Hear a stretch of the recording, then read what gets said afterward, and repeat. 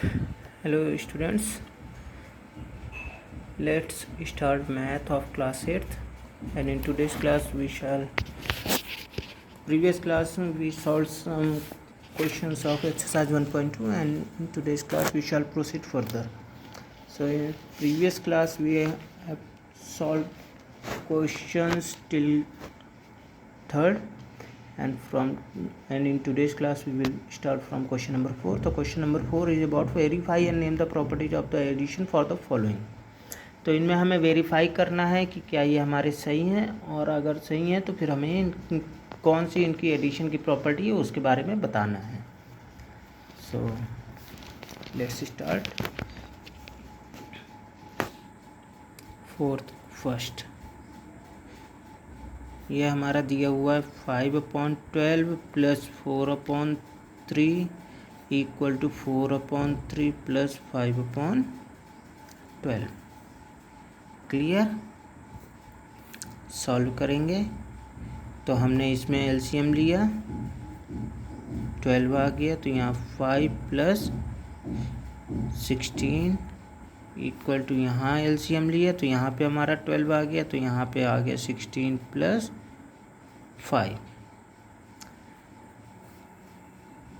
तो आ गया हमारा 21/12 इक्वल टू 21/12.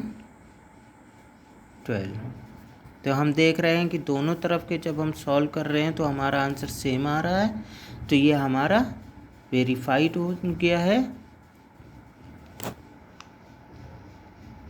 और प्रॉपर्टी कौन सी है यहाँ पे, यहाँ a plus B equal to B plus A, ये हमारी कम्यूटेटिव प्रॉपर्टी. कम्यूटेटिव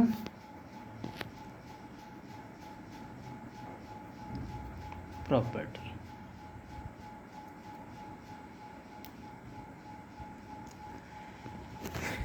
इसी तरह आप लोगों को ये सारे क्वेश्चंस करने हैं और आप लोगों को इनकी प्रॉपर्टीज बतानी है. Next question number 5, verify the following. हमें इनमें भी वेरीफाई करना है, ये सॉल्व करना है, फिर ये सॉल्व करना है, और इन दोनों को देखना है. अगर आंसर सेम आ रहे हैं तो उसका मतलब कि हमारे ये वेरीफाइड हैं. इसी तरह आपको ये सारे के सारे ही करने हैं, तो उसमें भी आप लोगों को कुछ भी नया नहीं बताने के लिए ये आप लोग कर सकते हैं. Come to question number 6, fill in the blanks.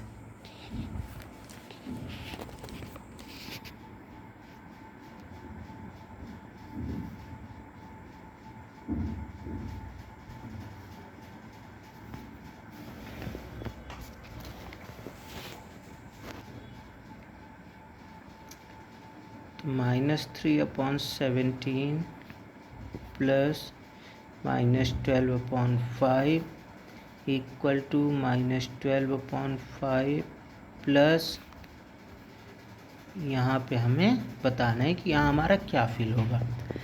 तो अगर स्टूडेंट्स आप लोगों को कम्यूटेटिव प्रॉपर्टी याद हो तो कम्यूटेटिव प्रॉपर्टी क्या कहती है कि a plus B equal to B plus A, मतलब हम इंटीजर की प्लेस को चेंज कर देते हैं. तो यहाँ हम देख रहे हैं -3/17 है और यहाँ -12/5 है, जबकि इक्वल के बाद -12/5 हमारा पहले आ गया, तो यहाँ पे हमारा क्या आ जाएगा, -3/17. इसी तरह सेकंड वाला भी है कम्यूटेटिव प्रॉपर्टी, ये आप लोग कर लीजिएगा. थर्ड वाले में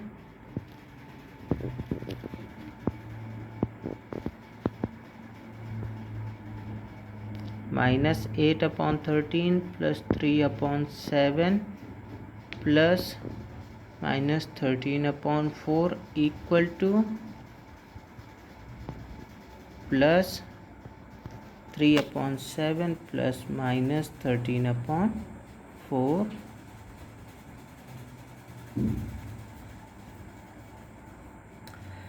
अब इसमें हमें बताना है कि यहाँ पे हमारा क्या आएगा. तो अगर आप लोगों को एसोसिएटिव प्रॉपर्टी याद हो, एसोसिएटिव प्रॉपर्टी कहती है हमारी कि जब हम रेशनल नंबर्स को ऐड करते हैं, 3 रेशनल नंबर्स को, तो हम उन्हें किसी भी ग्रुप में रख सकते हैं, हमारा आंसर सेम आएगा.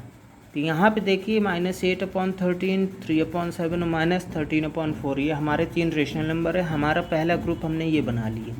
अब जब हम वहाँ गए तो हमारा जो हमारा ये ग्रुप था ये हमारा चेंज होकर के क्या हुआ, ये 3/7 पहले हमारा इधर -8/13 से ऐड हो रहा था, जबकि वहाँ जा कर के ये 3/7 हमारा -13/4 से ऐड हो रहा है, जो कि हमारा यहाँ इस तरफ सिंगल था। तो अब हमारा जो बचा, क्या बचा हमारा, -8/13 बचा, तो -8/13 हमारा यहाँ आ जाएगा। And this is our answer. Question number 4,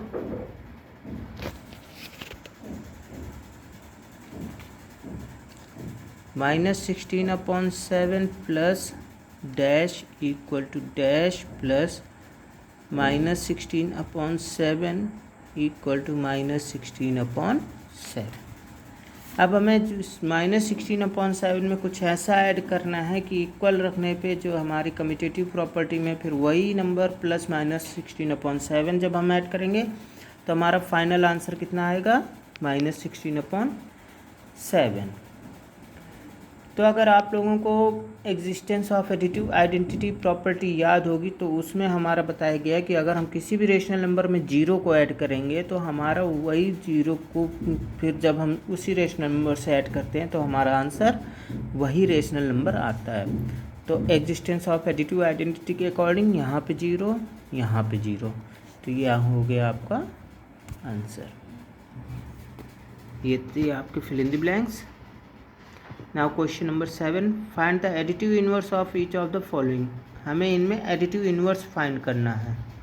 तो एडिटिव इनवर्स फाइंड करने के लिए हमारा 7th का फर्स्ट देखते हैं क्या दिया हुआ है, 15/-4, या इसी को हम लिख सकते हैं, माइनस के साइन को ऊपर ले जाइए तो -15/4। एडिटिव इनवर्स के लिए हमें करना कुछ नहीं होता, माइनस का मल्टीप्लाई कर देना होता है। तो माइनस इंटू माइनस 15/4, तो माइनस इंटू माइनस हो गया प्लस, तो आ गया हमारा 15/4। ये हो गया एडिटिव इनवर्स। इसी तरह नेक्स्ट है